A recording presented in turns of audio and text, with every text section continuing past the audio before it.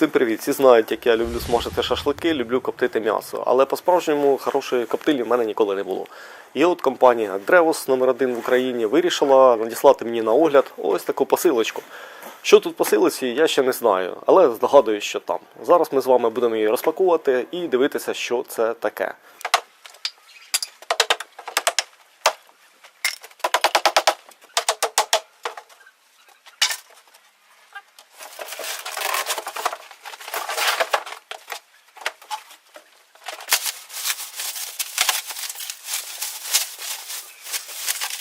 Коротше кажучи, розпакував я.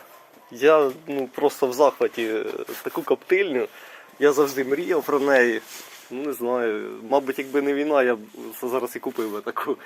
Ну а так, дякуючи компанії Древос, тепер в мене є така коптиленька, невеличка, нездорова. Але я думаю, для сім'ї її вистачить з головою такої коптильні. Коротше, таку коптиленьку тепер маю. Написано блогеру. Все, зараз будемо її ще далі розпаковувати, роздивлятися, що тут є, перевіряти її функції і, можливо, я потім щось в ній прокоптю. Ого-го-го. В общем, мені трошки укомплектували її, ці коптильні. Отримав я не тільки коптильню, а ще й якийсь набір тут. Стартовий набір, так сказати. Щоб ще щось і покоптив. Це з вільхи щепа, мабуть. Або дубов, або з вільхи. О. Щепи тут серйозно.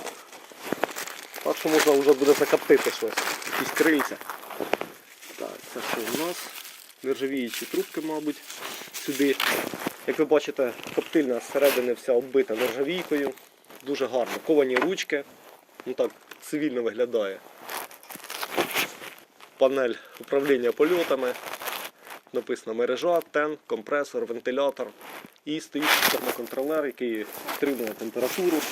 Тобто завдяки такій коптильні можна насолоджуватися копченням і завжди мати продукт бажаний, а не там якесь чорне, згрівше сало.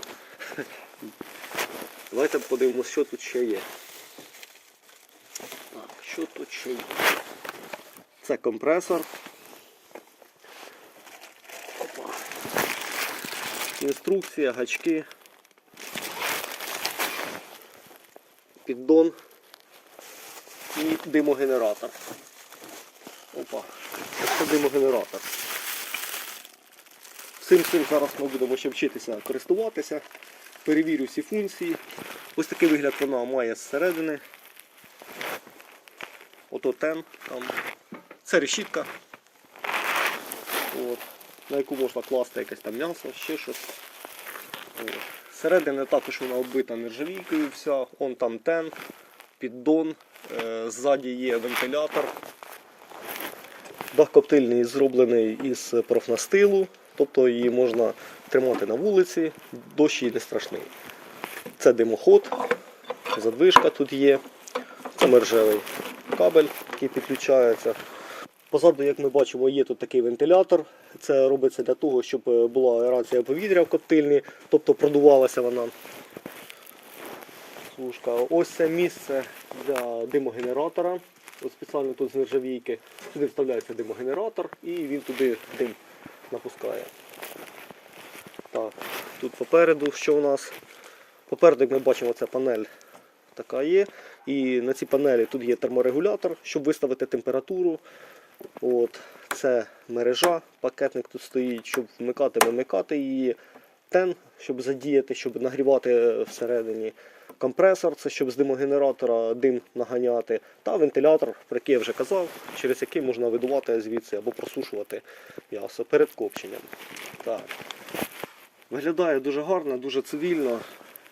Спробуємо зараз все це порозпаковувати, що тут є, подивитися, повішати. Зверху я бачу, там є датчик температури. Вон. Зверху там є датчик температури. Сюди вставляються такі трубки, на які вішаються гачки. От. Ось ззаді задвижка.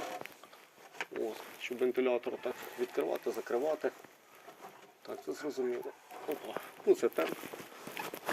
І піддон маємо. Для того, щоб скапувало з м'яса все сюди. Отак. Отак виглядає коптильня. Ну, ось я зібрав коптильню до кубки і тепер хочу показати її функції, як вона працює, що, куди, як я складав.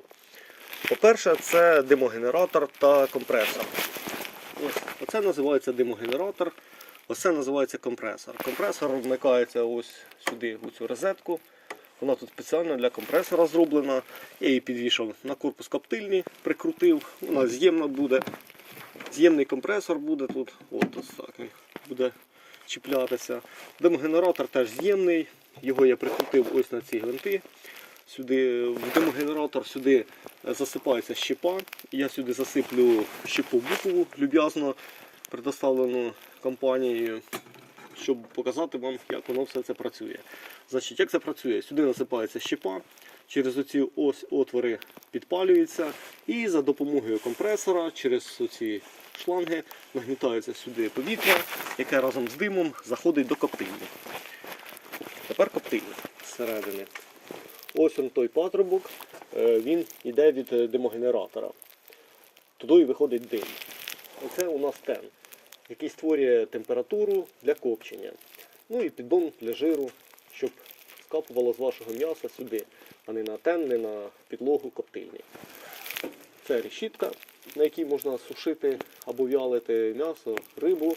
І он там зверху є такі от трубки, жердини, на які підвішуються гачки, на які, звісно, підвішується м'ясо для копчення. Ваше мариноване м'ясо для копчення. Що ще є? Є ось така інструкція, дуже чудова. Тут все розписано, розказано. Вон написано «Древос блогеру», тобто мені. Також мені із цією коптильнею надали знижку на 10% на наступну покупку. Я думаю, що цей купон я найближчим часом розіграю серед підписників мого каналу. Може комусь сподобалася така коптильня і він собі захоче купити, тому я розіграю її і хтось виграє собі знижечку на 10% від блогера. Так, добре. Тепер зараз я покажу, як працює ця коптильня. Коптильня працює слідуючим чином. Для початку вам треба ввімкнути її в мережу. Я вже під'єднав її до мережі і тепер вмикаю ось цей перемикач. Топ. Є. Так, мережа пішла, ми бачимо тут цифри.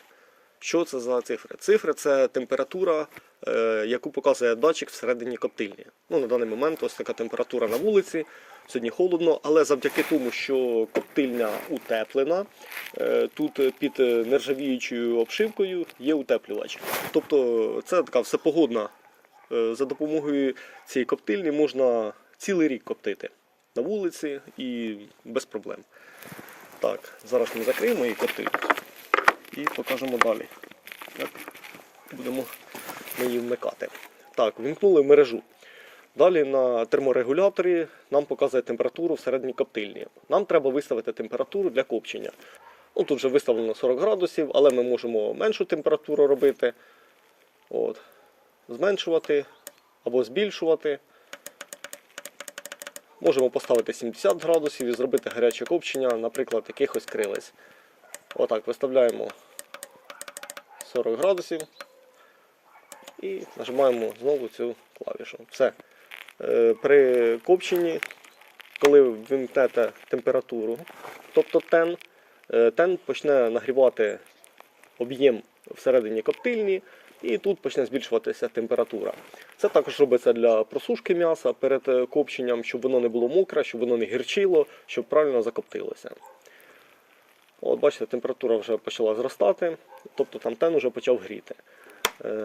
Коли ви вмикаєте компресор із димогенератора, чуємо, да? Запрацював компресор, тут є ось такий регулятор, можна зробити більше, менше потік повітря. І таким чином із димогенератора буде подаватися дим до коптильні. Зараз ми перевіримо, як це працює. Компанія Древос мені надала ще ось таку щепу. Я думаю, що це щепа букова. Тут буква Б написана, тому я думаю, що це із бука щепа.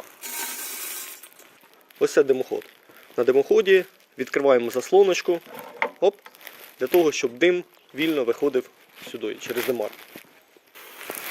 Після того, як запрацював компресор, за допомогою ось такої зажигалки чи п'єзопаяльника.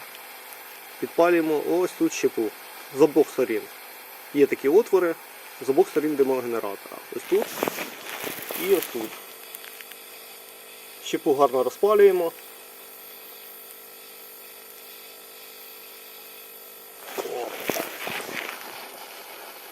І як ми бачимо, вона починає тліти.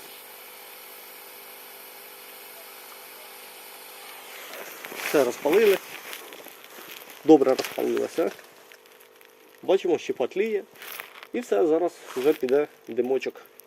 Як ми бачимо, з нашого димоходу вже пішов димочок, а значить коптильний дим теж є. Ось там із патрубка димогенератора, сюди йде ось такий дим. Видно, так? Добре. Все, для цього, щоб дим тут не застоювався і ваше м'ясо не було гірким, для того є ще вентилятор, там відкривається заслонка, ось тут вмикається вентилятор на панелі. І все, і дим видувається звідси. Отак проходить копчення. Коптиль. Опа. Все замикаємо. І все, зараз у нас звідси піде дим. Чим класна ця коптильня? Це такий агрегат багатофункціональний. Нею можна не тільки коптити методом холодного копчення, але й гарячого, та ще й сушити і в'ялити рибу, м'ясо та інші фрукти, овочі, все, що вам заманеться. Значить, коптильні ці компанія виробляє в місті Харків та місто Черкаси. Коптильні різного розміру, це коптильня сімейного такого типу, міні, для дому вона добре підійде.